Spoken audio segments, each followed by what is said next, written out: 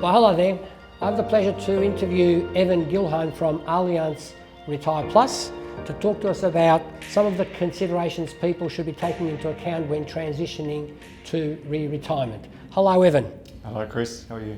To start off with, why don't you tell us a little bit about Allianz Retire Plus? Allianz Retire Plus is an Australian business focused on helping Australians ensure they live their best retirement.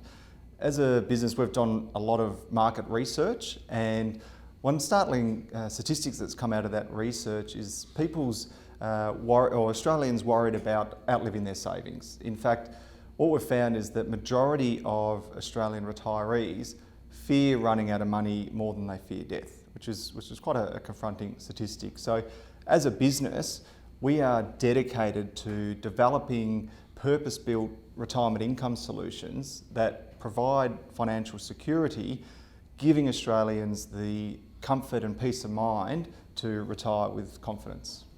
I often get asked by clients, Evan, on how long they need to plan to draw an income in retirement for. It's kind of the million-dollar question, isn't it? Because if someone has a savings of X and they plan to draw an income for their retirement life, if they plan for too long a time frame, they're potentially at risk of perhaps sacrificing their lifestyle and living perhaps a frugal lifestyle compared to what they actually could do. But on the flip side, if they plan for too short a time frame, then they're certainly at risk of guaranteeing that their fears will come true and potentially outliving their savings. So it's quite a balancing act between the two.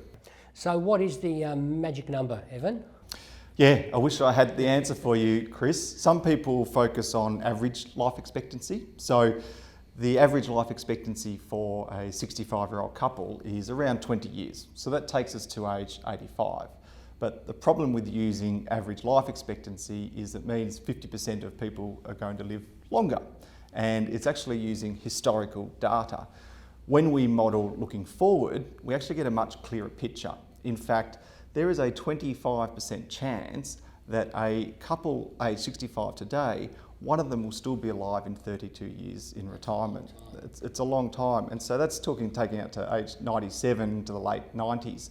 And so if you think you've got longevity on your side and plan to an average life expectancy of, say, age 85, there is potentially a large funding gap that needs to be covered, and you are significantly at risk of running out of savings or outliving your savings.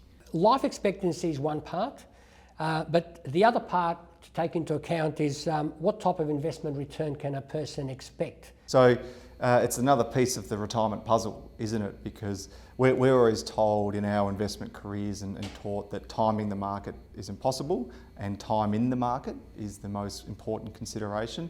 But for retirees, timing is everything.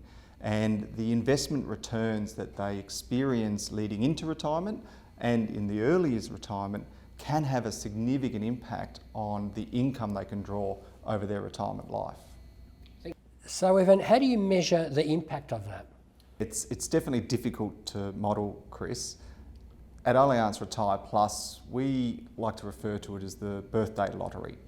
If we accept the general premise that on average people tend to retire around age 65, then the year that someone is born has an impact on the year that they actually retire.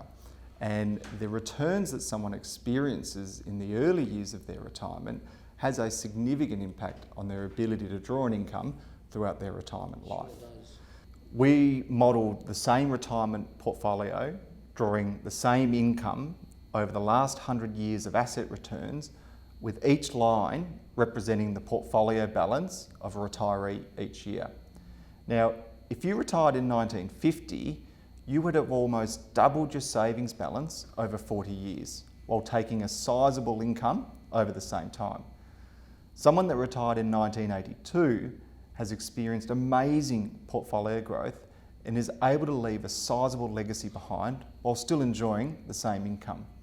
However, someone retiring in 1940 or 1929 for that matter has experienced a significantly different retirement due to the Great Depression years. When you run this model 100 times, you get an average outcome. That being, a retiree's balance will on average last 30 years. The problem with focusing on average is we know 50% of retirees will do better and 50% will do worse than the average.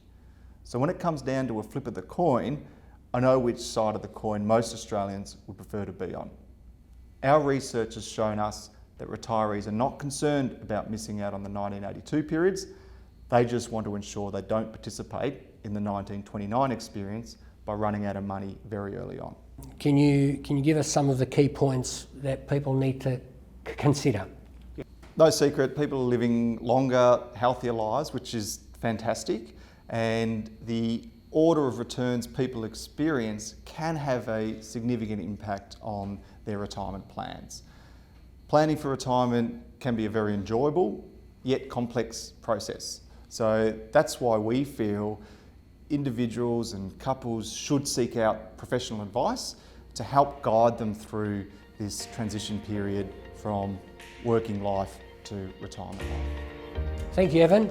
Well, for those of you out there, I hope that was some benefit to you. If you have any further questions, feel free to reach out. Thank you.